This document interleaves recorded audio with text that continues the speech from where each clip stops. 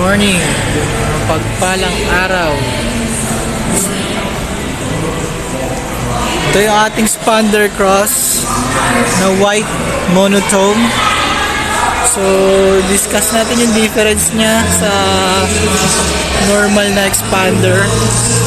So, itong Expander Cross is entry level na siya ng SUV. From MPV, nakakross siya sa SUV.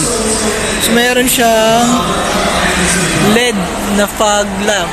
So, for clearer visibility, lalo na pag malakas ang ulan. So, meron din siyang mode art sa dito para anti-dirt.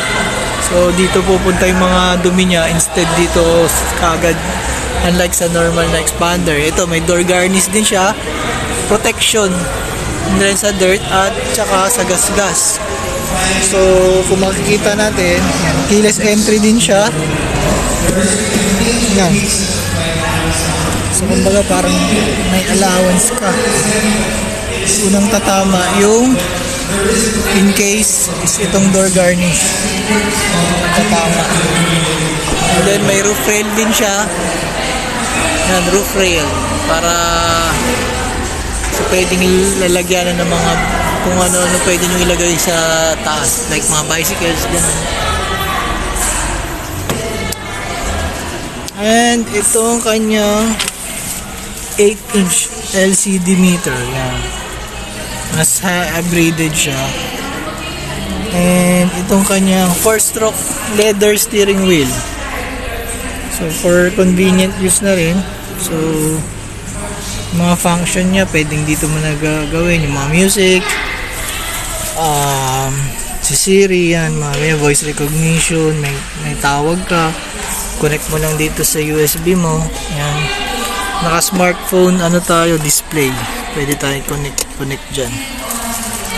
Tapos ang advantage niya pa is yung kanyang seat cover. Mga seat cover niya is leather na. So may anti-heat to. So kung tag-init yan, laking bagay. And ito na rin, discuss na rin natin yung mga features ng Expander. So ito si Expander, ayan, pareha sila, merong digital type na aircon. Tapos push start button tayo, push start and stop button, and then automatic. Yan, meron tayong engine parking brake. Yan. So ito na yung pinaka handbrake natin. Since makikita nyo, wala siya yung usual na handbrake, ito lang meron. May auto hold din siya. Itong auto hold natin ay para sa traffic. So relax ka na lang, hindi mo na kailangan mag-brake.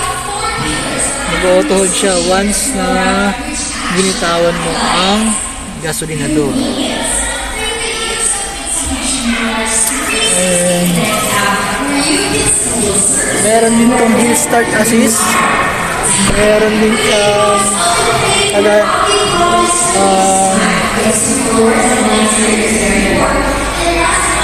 active yaw control. Yun, sa mga circle. Sa mga circle yan, magandang control ng Expander Cross. So meron tayong passenger seat and tray. Yan. Passenger seat and tray. Then makikita natin ito yung passenger seat, spacious. Maganda, napaka-spacious na. Makikita natin. Ito. Walang maabot. Napaka-spacious niya. Space dito. And makikita grabe yung space ng Expander Cross. Grabe yung space. So ito, kung coffee lover tayo, Yan, hatak lang to. Hatak lang.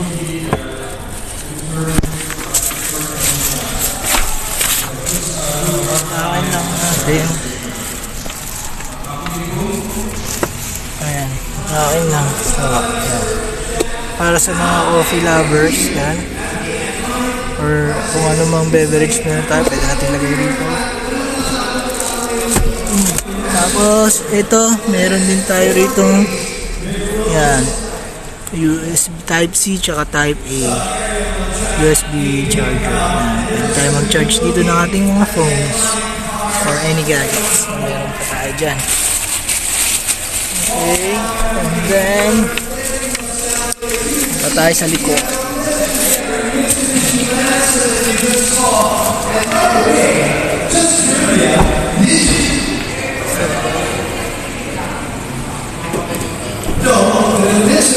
Ito na yun, yung ating backseat. So,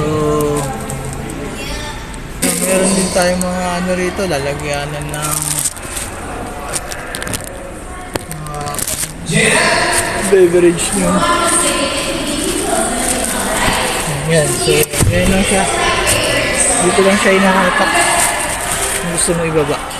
Ayan siya. Tapos, itong ating mga tools. Ito mga tools. Tools mo rin. And nandito yung spare tire.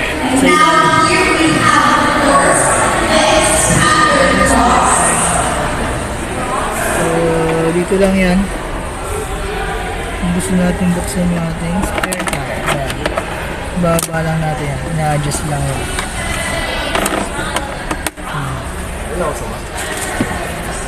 Para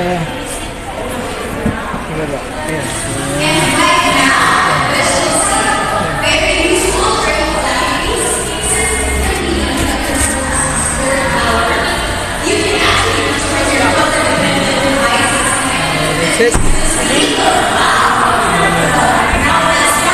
At dyan nagtatapos ang ating video. So, i-contact mo lang yung cellphone number dyan ni Jameson para makita mo ng personal ang expander cross ng ating maasikasong sales agent at mabibigyan ka ng magandang quotation at promotion. So, dyan ang cellphone number. Kontakin mo na ang ating agent para makita mo ang expander cross sa personal. At ang expander cross pala, sabi niya ay cross over ng MPV going to SUV, kaya pala maganda yung pang ilalim. At ang dami niyang side mga pocket, meron sa ilalim ng upuan sa driver's side at sa likod na pwede mo lagyan ng tsinelas, pinamalengke para di maduhan yung carpet mo, lalo sa likod. Yun lang guys, so subscribe ka na para matulungan mo na rin akong makamit yung 1,000 subscriber natin, first 1,000 natin, at mag-like ka na rin kung nagustuhan mo ang video na ito. Maraming salamat sa iyo. Don't forget to share and like. Take care. Bye-bye.